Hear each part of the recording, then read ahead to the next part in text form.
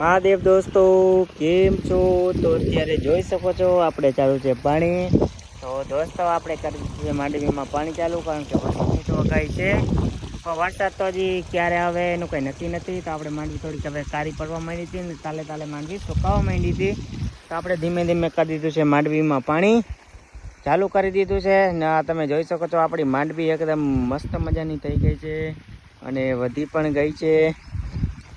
તો મેં કીધું હવે ધીમે ધીમે પાણી કરી દઈએ ચાલુ, કારણ કે આ પટ્ટો પીરાવી લઈશું તો 2-3 દિવસ લાગશે.